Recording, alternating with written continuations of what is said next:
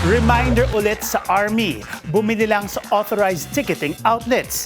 Isa kasing scammer ang inaresto for targeting BTS fans hoping for concert tickets. Ang detalye yan sa agenda report ni Lade Cabagani.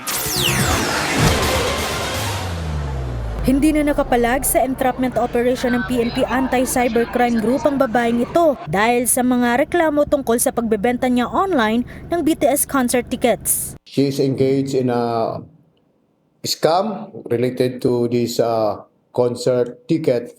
So wherein she sold the same numbers of tickets to several persons through online by advertising that you can buy a cheaper price for a concert wherein itong concert po ay gagawin next year ng isang sikat na foreign band dito sa ating Pilipinas. So mahirap maghanap ng ticket ito, that's why marami ang naghahanap.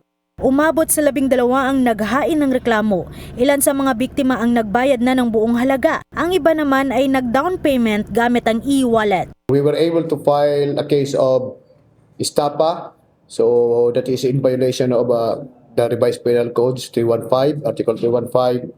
So of course, in relation to the Cybercrime Prevention Act of 2012. So pwede siyang mahatulan kung siya ay makonvict ng pagkakakulong ng at least aabot sa more than 6 months to 2 years. Kasi ang amount involved initially ay nasa 14,000, but of course dahil marami na magko-complain, ito mas mahaba ang kanyang mas malaki ang penalty niya. Payo ng PNP sa BTS fans, bumili lang sa authorized ticketing outlets at i-verify ang mga online seller para makaiwas sa pambubudol. Para sa agenda, Lade Cabagani, Billionaire News Channel.